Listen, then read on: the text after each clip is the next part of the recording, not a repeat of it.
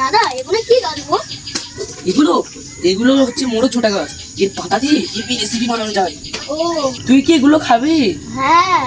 ঠিক আছে, তো গাইস এই মোড়ক ঝোটা পাতা দিয়ে এবং আরো কিছু 5টা শাক মিশিয়ে একটা 5 মেশালি শাকের রেসিপি বানাবো এবং সেটা খাবো, আপনাদেরকে দেখাবো। চলো দাদা পিছনে মাঠ থেকে শাক তুলে আনি। ঠিক আছে চলো।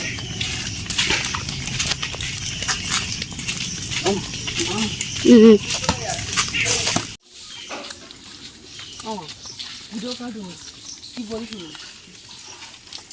বলি বললে হবে তো? হ্যাঁ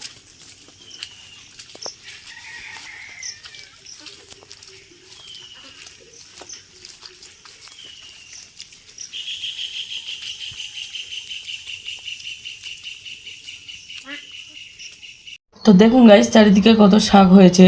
তো এখান থেকে এখন আমরা শাক তোলা স্টার্ট করবো। কচি কচি কলমি শাকগুলো তুলে নেবো এখন।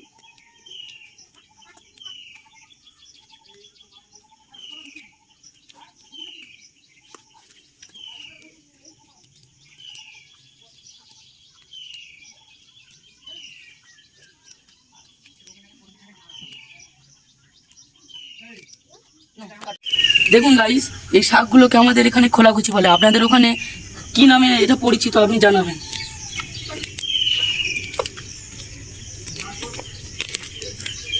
এইগুলো ভাজলে গাইস সেই টেস্ট হবে। তোমার যদি ভিডিওটা ভালো লাগে তাহলে একটা লাইক করে দিতে পারে।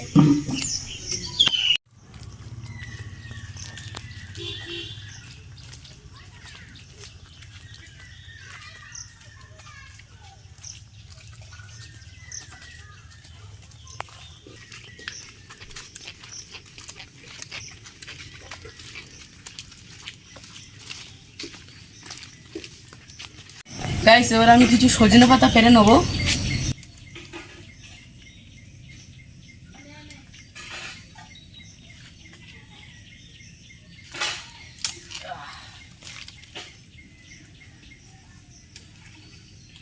তো গাইস সব শাক তো নেওয়া হয়ে গেল, এবার আমি এর মধ্যে মেন জিনিসটা নেব। আসুন।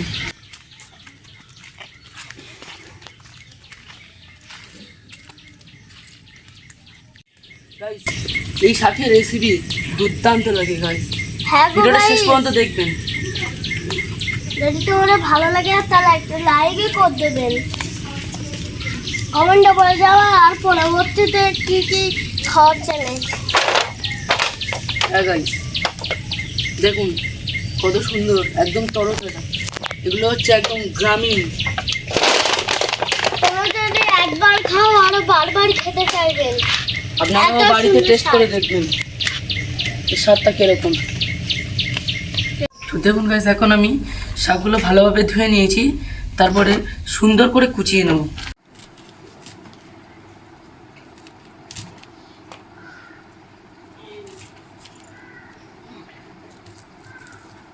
তো প্রথমে গাইস আমি গ্যাসটা জ্বালিয়ে নেব, কড়াইটা বসিয়ে দেব।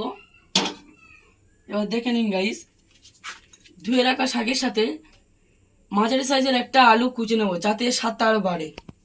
এবং এর মশলাটা দেখে নিন গাইস, 1/2 চামচ হলুদ গুঁড়ো, 1/2 চামচ ঝালের গুঁড়ো, কয়েকটা কাঁচা লঙ্কা ছেঁড়া এবং স্বাদ মতো লবণ, শুকনো লঙ্কা এবং কয়েকটা রসুন।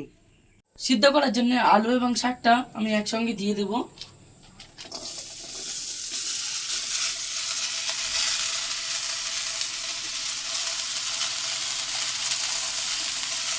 এবং গাইস সিদ্ধ হওয়ার জন্য 1/2 বাটি জল আমি দিয়ে দেব।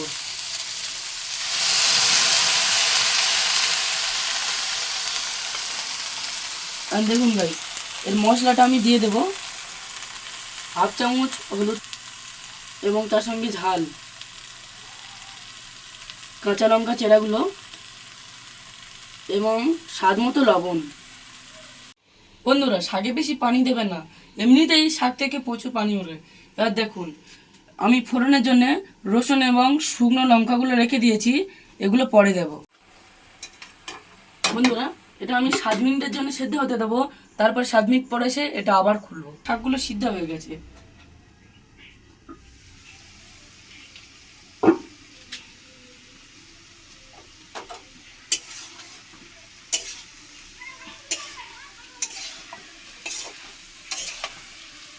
দেখুন গাইস আলুগুলো, এই দেখুন গাইস আলুগুলো কেটে যাচ্ছে, মানে আমার শাকগুলো সিদ্ধ হয়ে গেছে। এই দেখুন,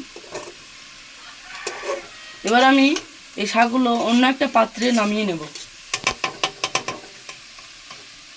তো আমি নামানোর জন্য এই পাত্রটা ব্যবহার করব। এইভাবে আস্তে আস্তে আপনারাও নামিয়ে নেবেন।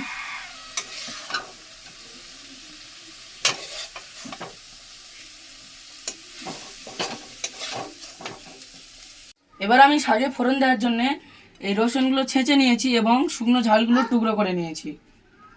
প্রথমে আমি 1/2 কাপ তেল দিয়ে দেবো কড়াইতে।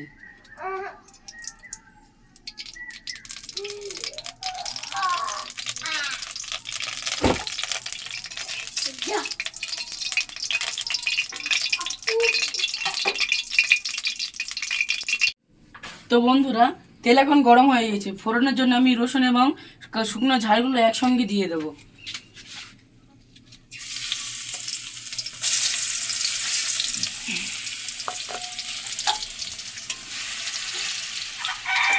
এবং বন্ধুরা, ঝাল এবং রসুনগুলো যখন একসঙ্গে লাল মতো হয়ে যাবে তখন আমি শাকটা কড়াইতে দিয়ে দেবো। দেখুন বন্ধুরা, আমার ঝাল এবং রসুনগুলো লাল হয়ে গেছে এবং সুগন্ধও ছাড়ছে। এবার আমি শাকটা ঢেলে দেবো।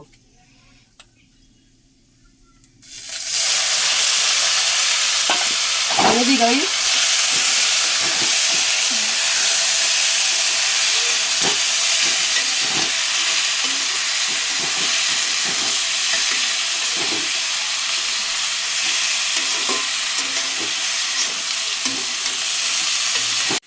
আমি কিছুক্ষণ নাড়াচাড়া করে ঢাকনাটা চাপা দিয়ে দেবো এবং গ্যাসটা বন্ধ করে দেবো, নাহলে ফোড়নের সুগন্ধিটা চলে যাবে। এই চাপা দিয়ে দিলাম, গ্যাস বন্ধ। আবার আমরা চলে এসেছি ভাই ভাই। দেখুন গাইস, রেসিপির লুকটা একবার দেখে নিন, কত সুন্দর হয়েছে। এই রেসিপি দিয়ে আজকে আমরা ভাত খাবো। তো শুরু করা যাক। এইরকম রেসিপি আপনারা গ্রাম অঞ্চল ছাড়া আর কোথাও পাবে না। ভাই কি খাচ্ছি গাইস।